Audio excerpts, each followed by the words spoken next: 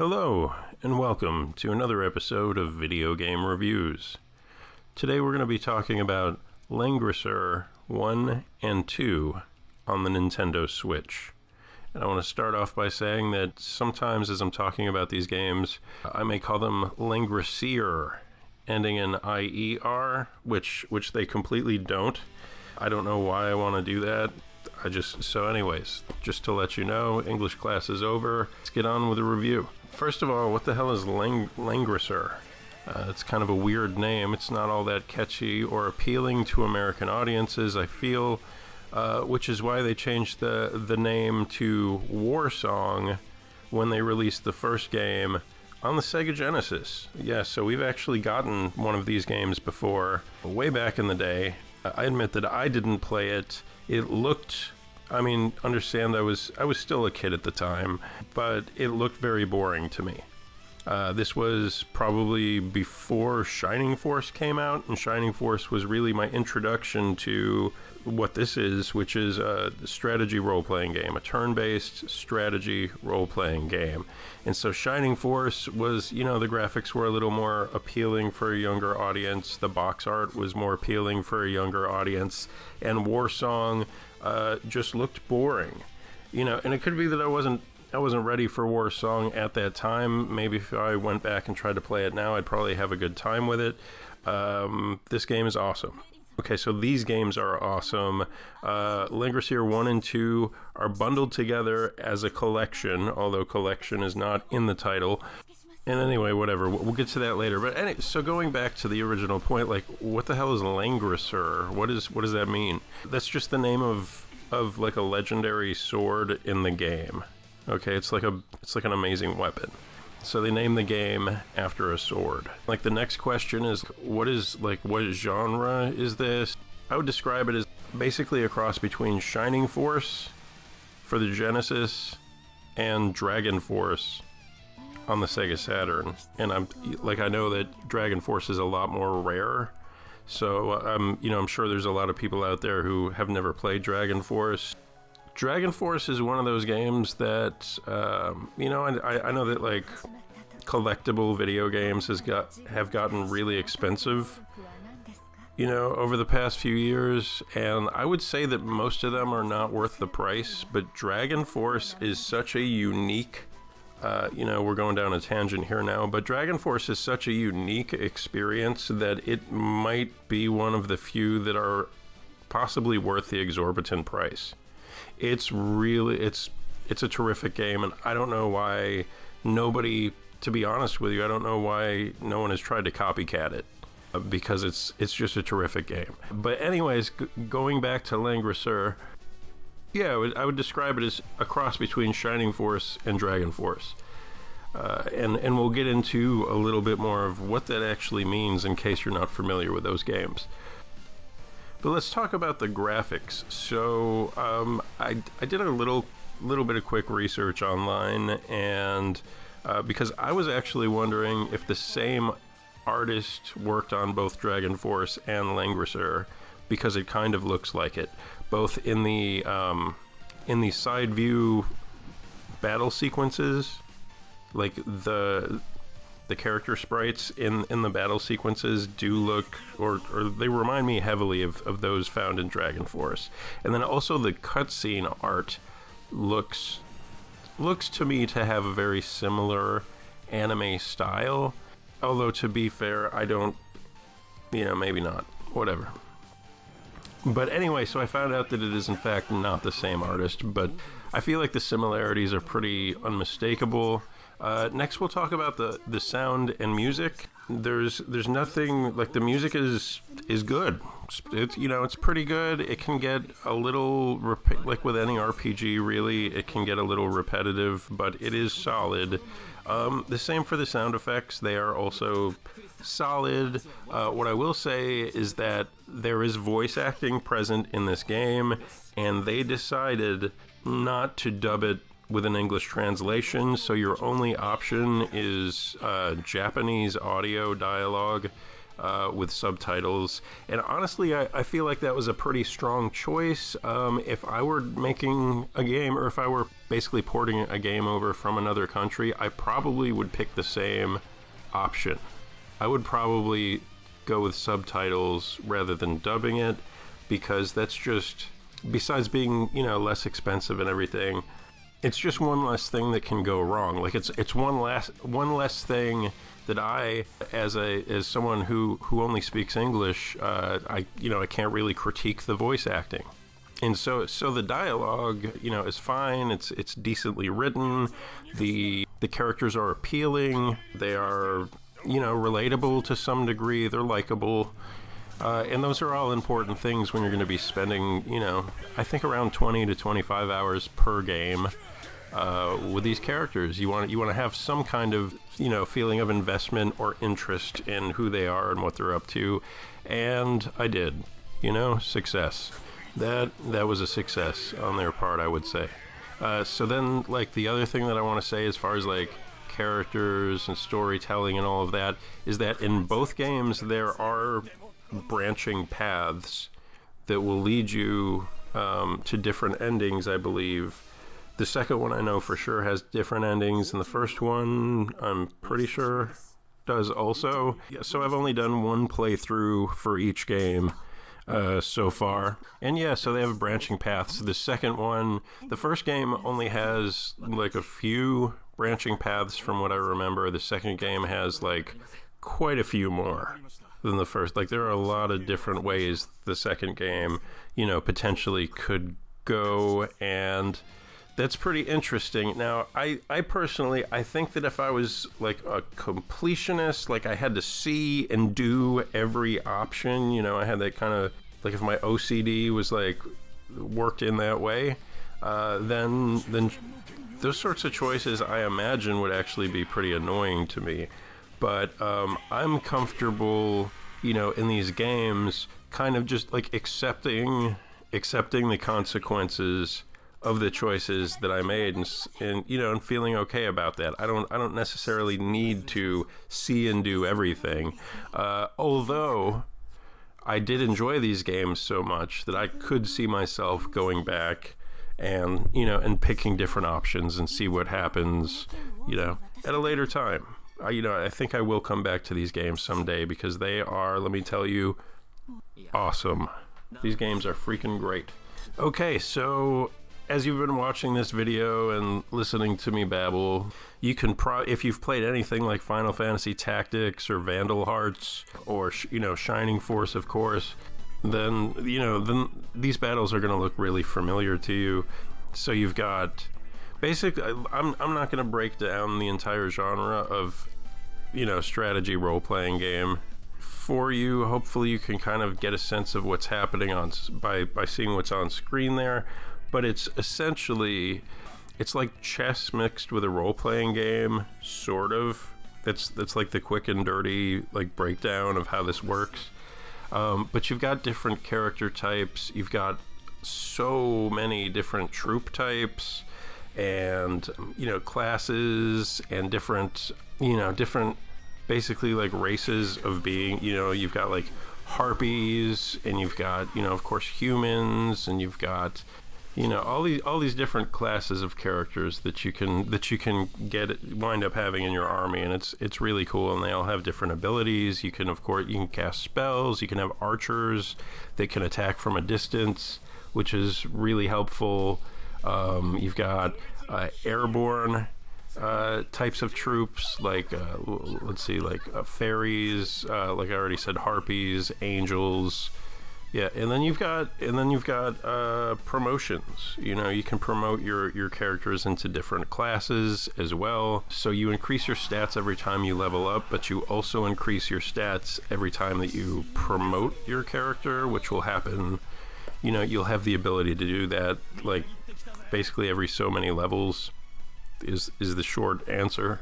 Okay, now where this game really stands apart in terms of the strategy that you use to play the game is, it's like you have your main characters, which are like generals or commanders, And then for each one of your main characters, they can basically recruit other units that will be on the board. Usually between 4 and 6. So you'll have like 4 little cavalry pieces that you can summon on the board that can go and move about and try to kill the enemy or do whatever you need to do to meet the objectives for the battle, whatever those happen to be at the time. But here's the thing. If you kill an enemy general, then all of the other units that belong to that general die.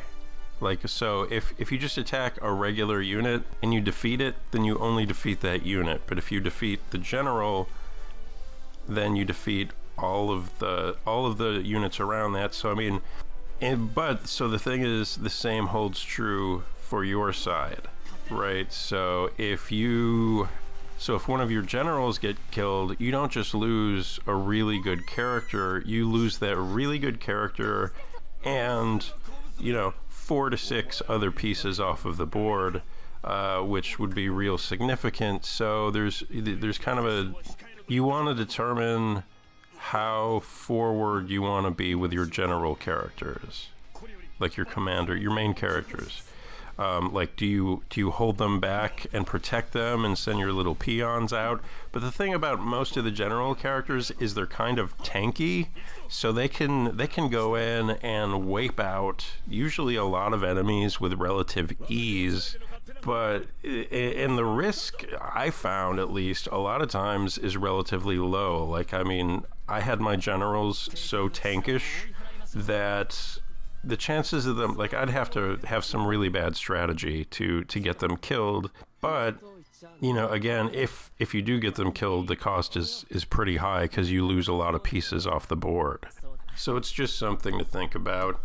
And it's also a strategy, obviously when you're on the offense, you can spend time messing around with the little peon enemies, but really what you want to do, is try to beeline it for the enemy commanders and take them off, take them out so that you can eliminate as many pieces off the board on your enemy's side as quickly as possible. Holy Moses, this is potentially going to be my longest video ever. I've been trying to keep them short. I had a feeling this one was going to go on for a while because I just felt like there was so much that I would have to explain, and it's kind of true. Oh, right, but anyways, so the other thing, you might be like, okay, well, if you need to protect your commanders or your generals, whatever, then just let them hang back and send out your peons. Well, two things about that. Number one, your peons get killed pretty quickly by comparison. And then also, the little peon units. Okay, so your general has, whenever you select a unit and then it shows you with a blue highlight how far that unit can move on the map. But within that blue highlight, or smaller, in other words, than that blue highlight, there's like a white highlight, and that is so the white spaces are like the area of your general's influence. And so what that means is if you keep your little peons within that area of your general's influence, they'll have stronger attack, they'll have higher defense, and it's not by a little bit, it's really significant. It's at least as powerful as a buff spell, like an attack up or a defense up. It's very, very strong. So honestly, I feel like most of the time that is your best bet, is just keep them within that area. Keep all of your units within close to their general. Okay, and then I just want to touch on the promotion system, just as an example, Squire is not even a class in this game, but just for purposes of this example, let's say a general starts out as a Squire class and then would promote to a knight class and then would promote to a paladin class, that sort of thing.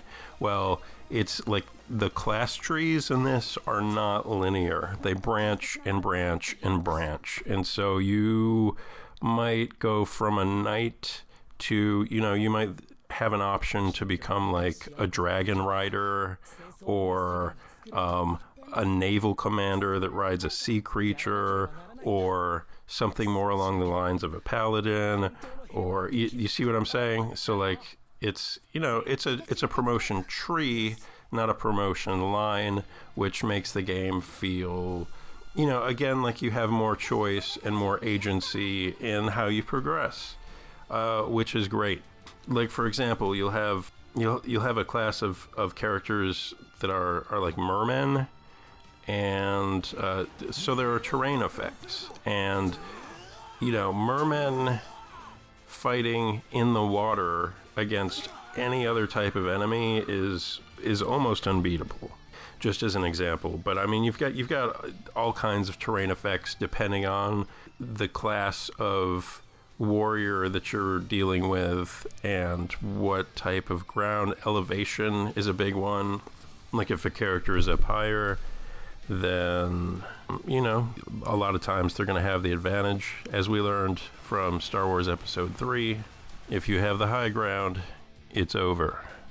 So as far as criticisms for these games, off the top of my head, I can really only think of one thing, and that is, and you may see it here in the video, I'm not sure how well the video is going to convey it, but particularly as the enemy is rapidly making its moves for its turn and the screen is moving about, I feel like the screen movement can be pretty choppy sometimes, like to the point where it's pretty. There were times actually when I was having a beverage or two where the screen movement was like making me not feel great. So it's way too choppy. There are also some you'll see here in the video, during some of the more spectacular magic spells, there are some like ridiculous frame rate drops. Now that's not a big deal for me. I guess apparently it is for some people. I've heard other channels and stuff really lay into games because the frame rate drops. I don't really get that. If you know what channels I'm talking about, I actually love those channels, by the way, but I'm not on the same page with frame rates. You know what I mean? I just don't care for the most part, but it is kind of a big deal here. So in summary, this game, in Japan at least, has, and I think maybe one or two of them came over here on various other platforms, but I want them on my Switch now. So this is 1 and 2 packaged together as one game. Well, I mean, it's still 2 games, but you buy them as one item on the eShop is what I'm trying to say. But there's a 3, 4, and 5, which we don't have, and these 2 games were so refreshing and so absolutely enjoyable, and I was totally addicted to playing them every night. I want 3, 4, and 5, translated on my Switch. Will we get that? I feel like probably not. This 1 and 2 collection has been out for a while. I don't think it did that well, which is a shame because truly, people are missing out. This game's awesome. All right, so then we'll get down to value for the price. This game retails, I believe it's on the eShop, the standard price is $40, I think. I got it on was it another Black Friday type of situation, or maybe it was around Christmas? I don't remember, but anyway, I got it for half off. It was like $20 or $25, something like that. So it was maybe 40 or 50% off, but so worth that price. That price is a no-brainer. Honestly, you can stick it on your wish list, and if this goes on sale for anything at all, like, just buy it. Just buy it. And honestly, if you are a fan of strategy role-playing games like Shining Force, or like even though Dragon Force is totally different than Shining Force, but if you're a fan of either one of those games, honestly, I feel like this one truly is worth full price. So the 2 games, each one of the games took, I think I mentioned earlier, 20 to 25 hours. So you are looking at 40, you're probably looking combined between the 2 games 40 to 45 hours of gameplay. So even if you pay full price, what are you looking at, like $1 per hour? Even like if you only play the game once, and at that rate, at full price, totally worth it. Totally worth it. This is, in my opinion, this is one of my favorite experiences on the Switch, and I've said that a few times here lately, but I've been playing some real gems, in my opinion, and for my taste in games. Here lately, I've played some pretty awesome games, and this is definitely one of them. So check it out, guys. Of course, if you don't like strategy role-playing games, this is not going to be for you. Don't buy it. Alright guys, I appreciate you watching. Thanks for tuning in. Please click like and subscribe. Click the little bell notification. And I'll see you guys next time. Bye-bye.